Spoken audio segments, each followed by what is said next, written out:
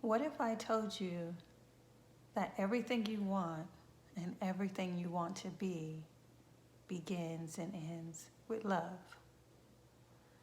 Who you are at your core in your purest form is love. So I know you like, what happened to all this love, right?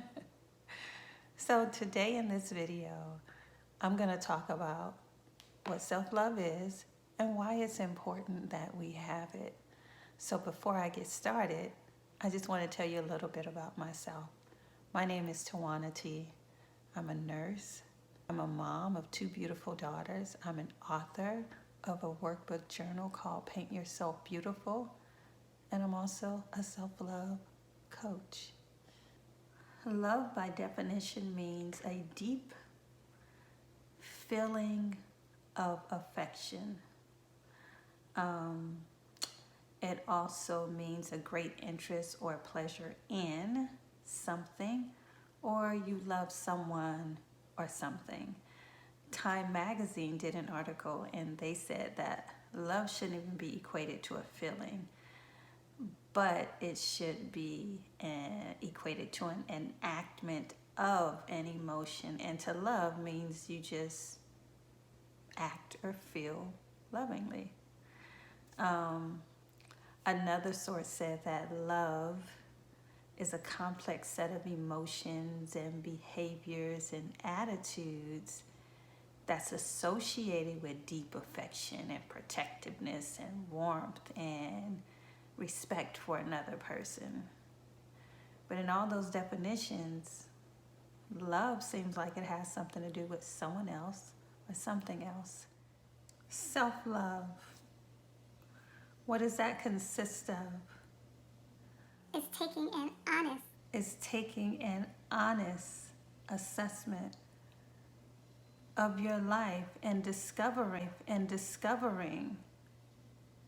or defining what brings you value, what nurtures you, what supports you, and what embraces who you are and who you aspire to be. It's about making honest and deliberate choices on a daily basis, and sometimes moment by moment, depending on whatever you're going through in your life, that is the best for your mental, your physical, your emotional, your psychological, and your spiritual well-being. So it's not some place that you arrive, or not a switch and, oh, I love myself. It's not a race that you get to and say, I'm finished. No, it's a journey that you will walk for the rest of your life. And it's the journey of enlightenment. It's a journey of growth. It's a journey of transformation. It's a journey that you get to take every day by the choices that you make and the accountability you're willing to take as well. When we love ourselves, we show up in the world different. Not in a narcissistic or selfish kind of way, but self-love meaning that you have a positive regard for your own wellness and happiness. But when you adopt the attitude of self-love, my goodness, your confidence goes up. Your self-esteem goes up as well. You're kind with yourself. You're more compassionate with yourself. You're less critical and harsh with yourself as well. And you're able to point out some of the positive attributes that you have, as well as acknowledging the ones that you need to work on. And I know I'm not the only one that has things to work on. Self-love is a practice. It's steps that you put in place and implement every day to bring more happiness and joy to your life. You really get to know yourself quite well, and you developed a really strong relationship with yourself. that relationship is the basis and the standard for every other relationship that you'll have in your life. So when you love yourself, you only invite those people, those places, and those things that support the journey of love that you're on. So when you love yourself, you have less inner conflict. You're better at decision making. You're more intentional because you know the value of the person that you're supporting. So here are 3 things that I do on my journey of self-love. My number one way of practicing self-love is gratitude. That's so high up on my list. Every day I make a list of 10 things that I'm grateful for. Not only that I'm grateful for them, but why. And I just write a sentence. I'm thankful for this because of this.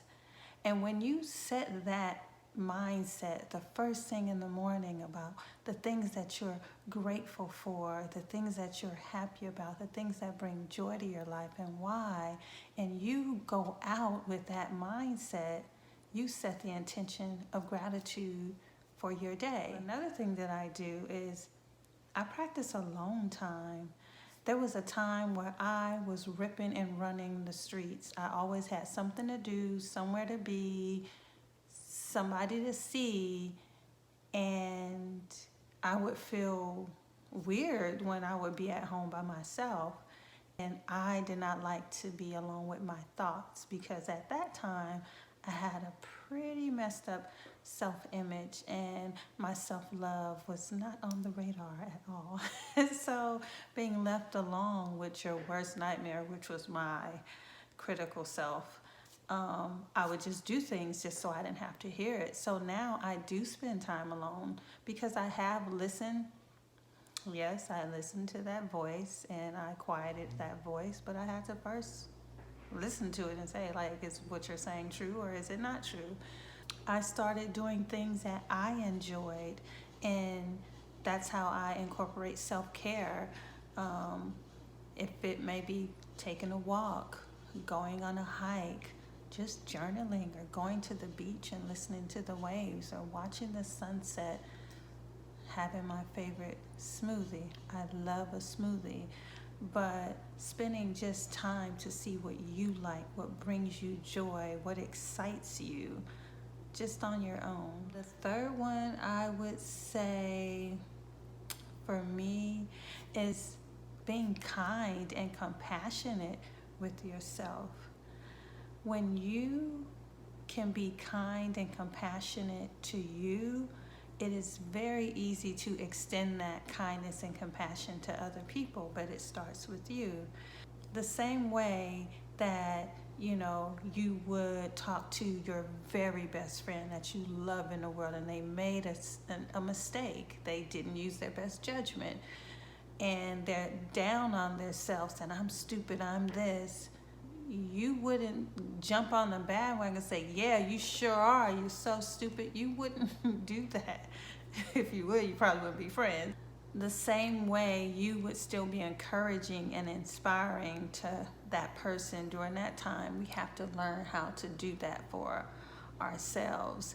So when you can be kind to yourself, like when you make a mistake, when you don't use the best judgment, you're able to acknowledge the positive things about you as well as say, yeah, but I need to work on these things as well. So I hope that you learned something from this video and that you have a better understanding of what self-love is, and you can incorporate some of the tips that I gave you at the end. Again, don't forget to subscribe and hit the notification bell so that when I upload a video, you'll be the first to know. And if you want to get in contact with me, my links are in the bio. And again, bye for now.